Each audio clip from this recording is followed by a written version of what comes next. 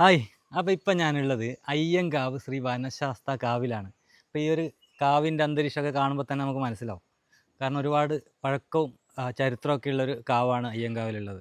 അപ്പോൾ ഇവിടെ ഫെബ്രുവരി 25 മുതൽ 27 വരെ പുനഃപ്രതിഷ്ഠ ബ്രഹ്മകലശ മഹോത്സവം നടക്കുകയാണ്.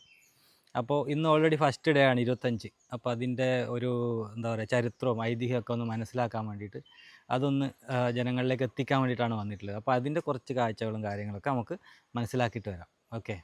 ഇപ്പോൾ നമ്മുടെ അയ്യങ്കാവ് ക്ഷേത്രവും അതുപോലെ തന്നെ കാവും സംബന്ധിച്ചുള്ള ചരിത്രം നമ്മുടെ അറിയാൻ വേണ്ടി നാരായണൻ ഗുരുസ്വാമികളാണ് നമ്മുടെ കൂടെയുള്ളത്. അപ്പോൾ നമുക്ക് അദ്ദേഹത്തോട് തന്നെ ചോദിച്ച് ബാക്കിയുള്ള കാര്യങ്ങൾ മനസ്സിലാക്കാൻ വേണ്ടി പറ്റും. സ്വാമി ശരണമയ്യപ്പ. അയ്യങ്കാവ് ശ്രീ വനശാസ്ത്ര കാവ് ശ്രീ ധർമ്മശാസ്ത്ര ക്ഷേത്രം. ഇത് 500 1000 എത്ര വർഷമായി എന്ന് നമുക്ക് തന്നെ ഒരു ഇതില്ല, കാലത്തിൻ്റെ ഒരു ഏകദേശം നമുക്കറിയപ്പെടുന്നത് 1970 ആ ഘട്ടത്തിലാണ് ഇവിടെ മുമ്പ് കലശാട്ട് ഉണ്ടായി. ഇത് മുഴുവനും വെള്ളത്താൽ ചുറ്റപ്പെട്ടിട്ട് കിടക്കുന്ന താഴ്ന്ന സ്ഥലമായിരുന്നു. അപ്പോൾ ആ സ്ഥലത്ത് ഒരു ശാസ്താവിൻ്റെ വിഗ്രഹം പൊളിഞ്ഞായ വിഗ്രഹമായിരുന്നു ഉണ്ടായിരുന്നത്. അത് മുമ്പ് ആന മരം വലിച്ച സമയത്താണ് ഇത് പൊളിഞ്ഞതെന്ന് പറയുന്നത് കേട്ടത്. അത് 1970 ഒരു പ്രതിഷ്ഠ നടത്തി, ഇതുപോലുള്ളൊരു പ്രതിഷ്ഠ നടത്തിയിട്ട് തറയിൽ. അതിനുശേഷം രണ്ടാമത് 2002 അടുത്തൊരു തറയെല്ലാം ആക്കി ഞങ്ങൾ ആ ചുറ്റുമതിലായിട്ട് പ്രതിഷ്ഠ നടത്തിയത്. അപ്പോൾ ഈ സ്ഥലത്തിന് തന്നെയാണ് പ്രാധാന്യം. ഇത് സ്വയംഭൂ പോലെ ഇവിടെ ദേവി ജലദുർഗയായിട്ടാണ് ഇവിടെ ഉണ്ടായത്. ആ ജലദുർഗ ഞങ്ങളെല്ലാം അറിയുന്ന കാലത്ത് ഒരു തടാകം, ചുറ്റും തടാകം പോലെ അതിന് നടുക്കൊരു വിഗ്രഹം, അത് ജലദുർഗ. അതുപോലെ ബ്രഹ്മരക്ഷസ്, ഇങ്ങനെ 3 മൂർത്തികളായിരുന്നു ഇവിടെ ഉണ്ടായത്. അതിൽ അന്നും വനശാസ്താവ് ആണ് പ്രധാനമായിട്ട് ഉണ്ടായത്. അത് വൃശ്ചിക മാസത്തിൽ 1ാമത്തെ ശനിയാഴ്ച നാട്ടുകാർ മുഴുവനും വഴിപാട് കൊണ്ടുവരും. ഇവിടുന്ന് തന്നെ വഴിപാടുണ്ടാക്കി അത് കഴിഞ്ഞ് വായനാഭോജനം പോലെ ഇവിടുന്ന് കഴിക്കുന്ന അങ്ങനെയുള്ള ഒരു സമ്പ്രദായങ്ങളാണ് ഉണ്ടായത്. ഇത് ഇവിടെ ഇത്ര ഇതിൽ ആവാനുള്ള കാരണം ഒരു 1960 റിക്കാർഡിക്കലായിട്ട് ഇവിടെ ഈ ഭജന മഠമായിരുന്നു ആദ്യം ഉണ്ടായത്. അപ്പോൾ ഇതിന് തുടക്കം അന്നത്തെ കാലത്ത് ഇവിടെ പുലി ശല്യം ഉണ്ടായിട്ട് വീട്ടിലുള്ള നായ്ക്കളെയും അതുപോലെ പശു ഇതിനെല്ലാം അത് ആക്രമിക്കുകയും ബുദ്ധിമുട്ടിക്കുമ്പം ജനങ്ങളെല്ലാം ഇതിനെപ്പറ്റി എന്താണ് പരിഹാരം എന്ന് കണ്ടപ്പോഴാണ് മനസ്സിലാക്കിയത് ഇത് വനശാസ്താവിൻ്റെ ഒരു ഇതുകൊണ്ട് ബുദ്ധിമുട്ടുണ്ട്. അതുകൊണ്ട് അത് പരിഹരിക്കാൻ നിങ്ങൾ ഭജന ചെയ്യണം എന്ന് പറഞ്ഞിട്ട് എല്ലാ വീടാന്തരം അന്ന് ഭജന നടത്തിക്കൊണ്ട് വന്നു. അങ്ങനെ കള്ളാർ ക്ഷേത്രത്തിൽ ഭജന തുടക്കം കുറിച്ചു. അതിനുശേഷം പിന്നെ ഓരോരോ വീടുകളിലും ആഴ്ചക്ക് ഭജനം നടത്തി. പിന്നീട് അത് ഭജന മഠമായിട്ട് വന്നു. ഇവിടെ ഇതിൻ്റെ പരിസരത്തടുത്ത് ആയി.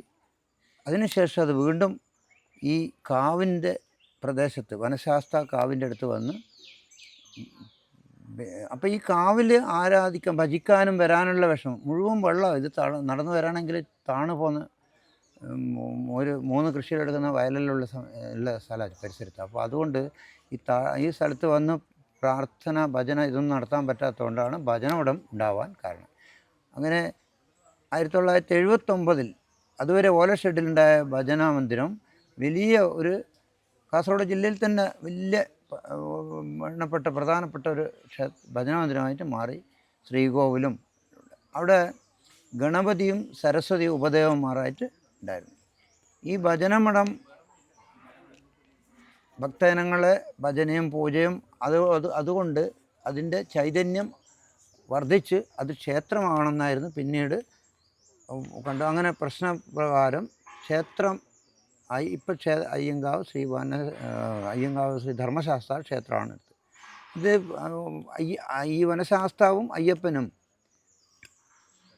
രണ്ടും ഒരേ ഇത് തന്നെയാണ്. അപ്പോൾ അയ്യപ്പൻ ശബരിമലയിലുള്ള അയ്യപ്പനാണ് ഇവിടുത്തെ ക്ഷേത്രത്തിലെ പ്രതിഷ്ഠ.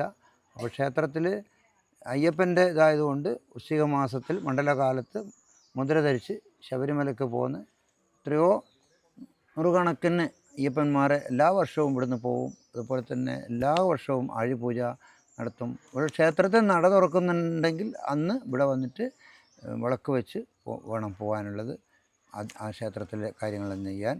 അപ്പം എന്തായാലും ഒരു ഈ ഭൂമിയിൽ ഇനി അയ്യൻ കാവ് എന്ന് പേര് വരാൻ തന്നെ കാരണം അയ്യൻ കുടിയിരിക്കുന്ന കാവ്, അയ്യൻ്റെ ഗുടി. കർണാടകയിലും പറഞ്ഞ ദേവര ഗുടി എന്നാണ് പറയുക. അപ്പോൾ ആ ഗുടി അയ്യൻ കുടിയിരിക്കുന്ന ഈ കാവായതുകൊണ്ടാണ് ഇതിന് അയ്യൻ കാവ് എന്നുള്ള പേര് വരാൻ കൂടി കാരണം. അപ്പോൾ ഇവിടെ തന്നെ അടുത്ത് തന്നെ ഒന്ന് രണ്ട് മറ്റ് ദേവതകളുണ്ട്.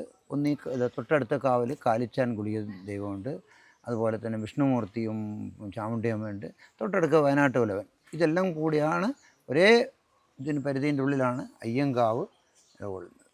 ഇനി ഇതിൻ്റെ ദേവന്മാരെ പ്രതിഷ്ഠ ചെയ്യാനുള്ള ആ സ്ഥലം കൂടി നമുക്ക് കാണാം. നമ്മൾ ഈ കാണുന്ന ഇതാണ് ഇന്ന് വൈകുന്നേരം ആചാര്യന്മാർ വന്ന് ശേഷം ഇവിടുത്തെ താന്ത്രിക കർമ്മ നാളെ പ്രതിഷ്ഠ നടത്തേണ്ട വനശാസ്താവിൻ്റെ സന്നിധിയാണ് ഇത്. അതുപോലെ ഇതിൻ്റെ വളരെ പ്രധാനപ്പെട്ട ഈ ഭൂമിയിൽ തന്നെ ഈ ദേവീൻ്റെ ചൈതന്യം ഉണ്ട്. ആദ്യം ദേവിയാണ് ഇവിടെ ഉണ്ടായതെന്നാണ് അതും പറയപ്പെടുന്നുണ്ട്. അതിന് ജലദുർഗയാണിത്.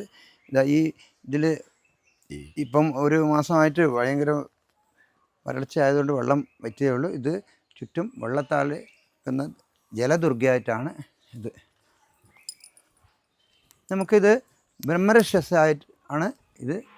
ഈ തറയിൽ ബ്രഹ്മരക്ഷസിൻ്റെ പ്രതിഷ്ഠ നടത്താറുണ്ട് 2 ഉപതമായി. ഇനി നമുക്കൊന്ന് നാഗത്തിൻ്റെ ഒരു സാന്നിധ്യം ഇവിടെ, അതും ഇതിൻ്റെ ഈ കാവിന് കാവൽക്കാരനായിട്ടാണ് ഈ നാഗവും നാഗകന്യ നാഗരാജ നാഗകന്യുള്ളത്.